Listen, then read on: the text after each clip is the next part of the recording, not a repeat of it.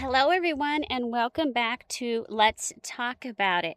I'm Sheri Lopez, human trafficking survivor, author, educator, and founder of Pearl at the Mailbox. Today, I want to talk about something that many people use every day without giving much thought to risks: social media. Now, before we begin, I want to be clear. Social media itself is not grooming. Apps don't groom people, platforms don't groom people. But social media has become one of the easiest access points predators have ever had. In many ways, we have created a world where strangers can walk into our homes, our lives, and our children's lives without ever opening a front door. And the sad thing is, most of us don't even realize it's happening. So imagine this.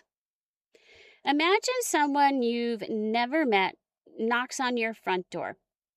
You don't know their name. You don't know where they live. You don't know their intentions. You don't know if they are safe. Would you invite them into your living room? Would you let them sit down with your children? Would you let them spend hours talking privately with your teenagers? Would you allow them to influence your child's thoughts, emotions, and decisions? Well, most parents would say absolutely not. Yet, every day, millions of families allow complete strangers direct access to their children through social media. Not because they're bad parents, not because they don't care, but because the danger often doesn't look dangerous. So many of us grew up with stranger danger, which was watch out for the van and the creepy man, right? Well, now we have a new stranger danger. So when I was growing up, we were taught not to talk to strangers. We were told to get into cars with strangers. We were told not to accept gifts or candy from strangers. But listen to this. Today's strangers, they don't need a car. They don't need to knock on the door. They don't need to stand outside a school.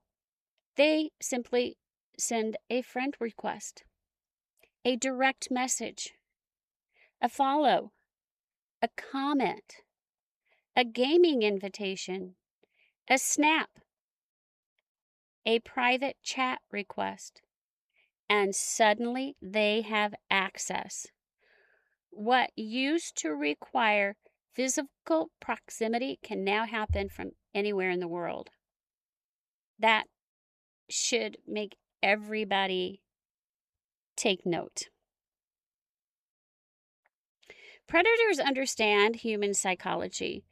One of the biggest mistakes adults make is assuming predators are looking for only vulnerable children. While some are, many are simply looking for access. Social media gives them that access. Predators understand loneliness. They understand teenage insecurity. They understand teenage curiosity. They certainly understand the desire to belong. They understand what many teenagers are struggling with, and they know how to use that information to benefit them. Sometimes so much better than parents do. That should concern all of us. What children are posting? Many children and teens post things online without understanding what they are revealing. Think about the information that can be gathered from just a few posts: where they go to school, their favorite activities, sports schedules, dance classes, church attendance, vacation plans, family struggles, relationship issues, mental health concerns, arguments with parents, when they're home alone, when they're feeling isolated. To a predator, this information is valuable. It's so sad, but they look for a lot of that on the list and even things that were not mentioned. And they do this to benefit themselves. Groomers don't start with exploitation. This is something I teach in nearly every training. Not nearly, it's every training. Groomers don't start with the actual exploitation. That's what they build up to. Groomers don't start with exploitation. They start with relationship building. They start with a conversation. They start with giving attention or compliments, acting like they truly understand and they care about the struggles whoever they're trying to manipulate. They appear super kind and they listen, they encourage, they support. They become someone the child enjoys talking to. And that's why so many parents miss it. Because nothing appears dangerous at first. In fact, it often appears positive. Oh, they've got a mentor. They have an online gaming friend and they chat all the time. What parents may see is the group chat on, let's say, a gaming site, but they don't see the private messages that maybe is taking place inside the bedroom when the child has their phone. As we've talked about, the 7 steps of grooming can also happen online. Many people assume grooming only happens in person. It does. It still continues. But unfortunately, online has made it easier. The same 7 steps happen online: targeting, gaining trust, filling a need, isolation, sexualization, exploitation, maintaining control. The platform may be different, but the process is often the same. The relationship simply begins through a screen. These screens can be good for education and curiosity, maybe about the world or history or something like that, but they can also be very detrimental to a young person who is struggling to find a group of friends. Why parents often miss it. Again, parents and everybody is looking for danger. The guy's coming to your door. The creepy white van is sitting out in front. They're looking for the danger.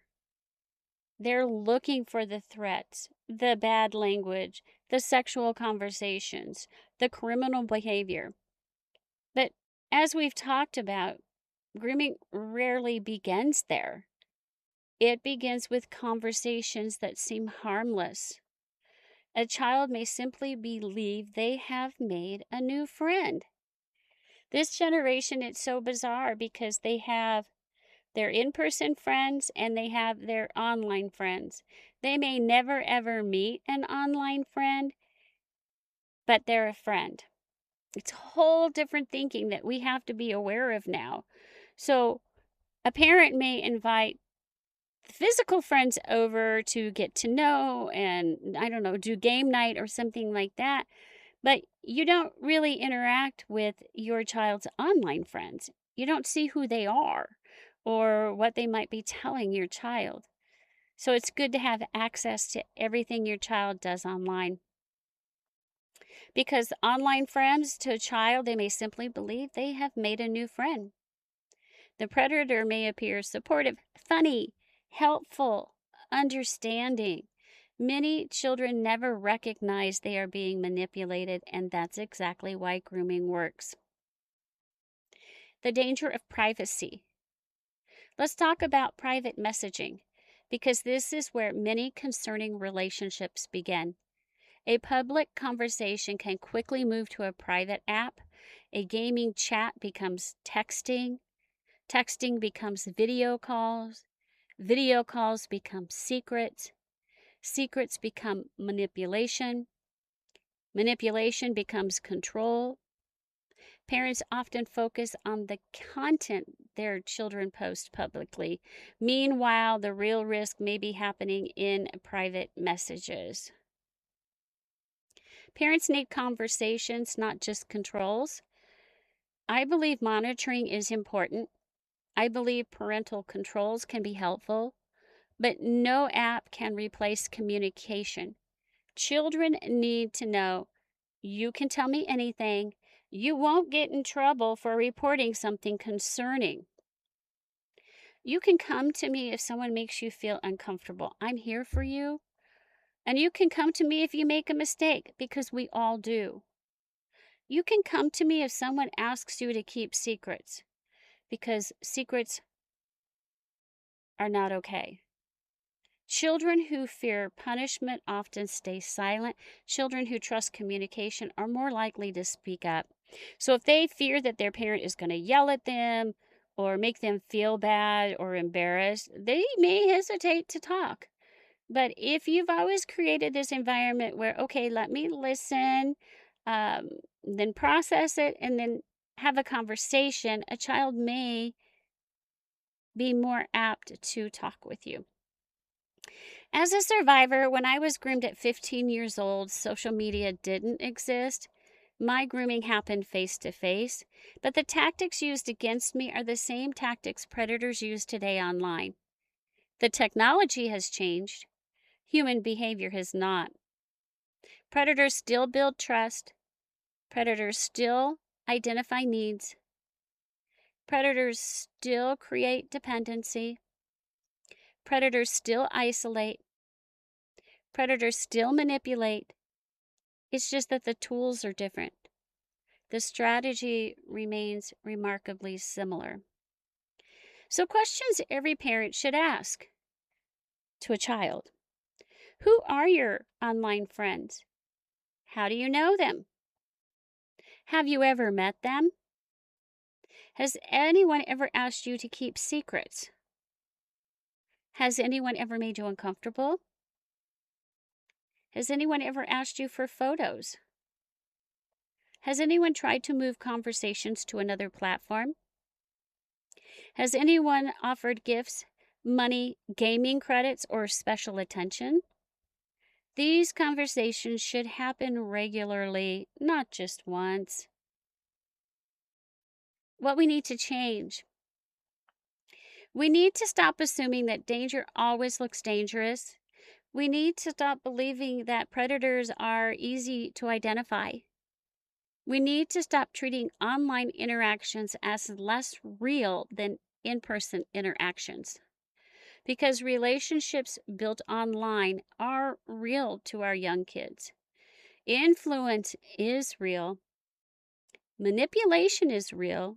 And unfortunately, exploitation can also become very real. In closing, if there's one thing I hope you remember from today's episode is this: social media is not the problem. Unrestricted access to children is the problem.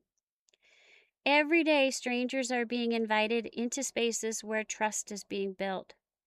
Some of those interactions are harmless, some are not. As parents, educators, churches, and communities, our job is not to live in fear. Our job is to be aware, to ask questions, to have conversations, to understand how grooming actually works, because trafficking rarely starts with trafficking. It often starts with access. And today, social media has become one of the easiest access points offenders have ever had. Thank you for joining me for this episode of Let's Talk About It.